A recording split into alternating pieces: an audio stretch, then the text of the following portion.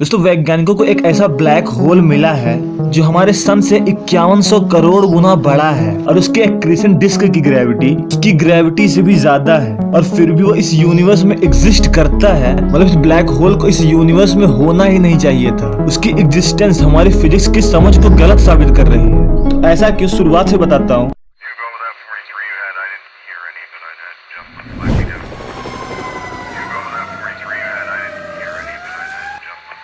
पिछले साल नासा के चंद्र ऑब्जर्वेटरी से साइंटिस्ट CMBR यानी कॉस्मिक माइक्रोवेव बैकग्राउंड रेडिएशन की स्टडी कर रहे थे। उन्हें 2.6 बिलियन लाइट ईयर्स दूर कैमियो पैरेलालिस कॉन्स्टेलेशन में एक बहुत बड़ी खाली जगह दिखाई दी थी। मतलब बहुत बड़ी खाली जगह। वैज्ञानिकों ने इसे माइक्रोवेव के अलावा एक्सरेज और गामा रेज के डिफरेंट रेज में उस खाली जगह को देखा तो फिर एक्सरेज के स्पेक्ट्रम में उन्हें कुछ ऐसा दिखाई दिया जो हमारी गैलेक्सी के Sagittarius A super massive black hole के जैसा था। क्या यह कोई सुपर मैसिव ब्लैक होल था? बिल्कुल नहीं। एक super massive black hole high amount में गामा रेस इमिट करता है, लेकिन ये ब्लैक होल तो लो अमाउंट में एक्स रेस इमिट कर रहा था। तो ये क्या है? यूनिवर्स में कैसे एग्जिस्ट कर रहा है? तो साइंटिस्ट इसलिए ऐसा कह रहे हैं क्योंकि इस ब्लैक होल ने इतना मास गेन कर लिया है जो हमारी बिग बैंग थ्योरी को ही गलत साबित करती है। यानी अगर कोई ब्लैक होल यूनिवर्स के जन्म के समय भी होता 30.7 बिलियन ईयर्स पहले, इतना टाइम पहले भी कोई ब्लैक होल अगर पैदा हुआ होता तो उस ब्लैक होल के बराबर का मास नहीं गेन कर पाता।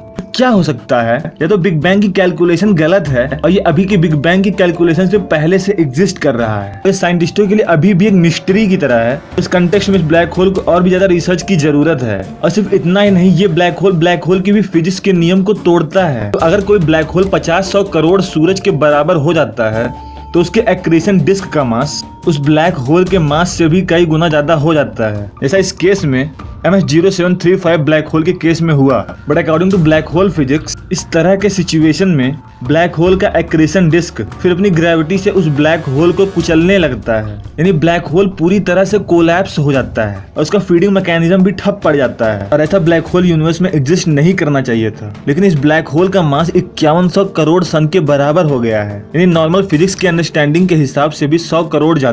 ब्लैक होल की अंतिम सीमा को फाड़ कर ब्लैक होल का नॉर्मल फिजिक्स 50-100 करोड़ तक रुक जाता है। इस ब्लैक होल का मास 5100 करोड़ सूरज के बराबर है। जैसा कि मैंने बताया कि इसके एक्रीशन डिस्क का मास भी इससे ज्यादा है, फिर भी ये एग्जिस्ट करता है। और सारे फिजिक्स के नियमों को तोड़ने के बावजूद भी ये ब्लैक होल यूनिवर्स में एग्जिस्ट करता है और ये अभी तक की अंडरस्टैंडिंग के बाहर की बात है। तो ब्लैक होल में यूजुअली क्या होता है कि ब्लैक होल का एक्रीशन डिस्क हॉट प्लाज्मा के कांटेक्ट से जेट्स के रूप में बाहर निकल जाता है। यही जेट्स इतने ज्यादा पावरफुल होते हैं। अगर इस केस की बात करें तो इस केस में उन्होंने अपने आसपास के रीजन के गैसेस को रिप्लेस करके इधर उधर ढकेल दिया है। इसकी वजह से उसके आसपास एस्ट्रोनॉमर्स को एक्सरे वेवलेंथ पर होल्स नजर आ रही थी। और जब साइंटिस्टों ने इन जेट्स की एनर्जी कैलकुलेट की, वो एनर्जी 10 की पावर 55 जूल्स निकली। तो अनबिलीवेबल। इसके बाद साइंटिस्टों में इस बात को जानने के लिए क्यूरियोसिटी पैदा हो गई कि इस ब्लैक होल ने इतने पावरफुल जेट्स को बाहर निकालने के लिए अपनी अभी तक की जीवन में कितना खाया होगा। तो पता चला कि इस मॉन्स्टर ब्लैक होल ने हमारे मिल्की वे के Sagittarius A super massive black hole से 400 गुना ज्यादा मास खा चुका है। और जो इसका अभी का मास है वो 5100 करोड़ सन के मास के बराबर हो गया है। एस्ट्रोनॉमर्स ने इस ब्लैक होल के चारों ओर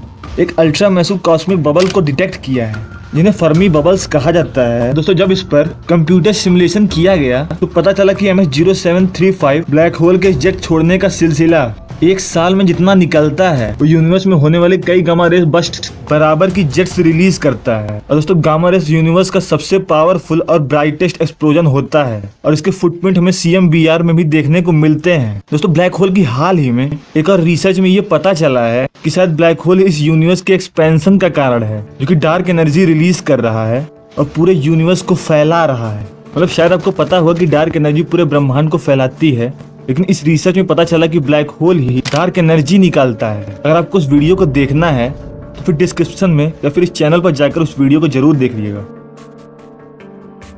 दोस्तों आज की वीडियो में इतना ही। अगर आपने हमारी पिछली वीडियोस को नहीं देखा है तो जरूर देखिए। मैं हमेशा ही ऐसे इंटरेस्टिंग टॉपिक्स पे वीडियो बनाता रहता हूँ। सब्सक्राइब करिए हमारे इस YouTube channel think for you को। और अगर पसंद आई है ये वीडियो तो शेयर करिए, लाइक करिए। और दोस्तों इस वीडियो को पूरा देखने के लिए आपका बहुत बहुत धन्यवाद।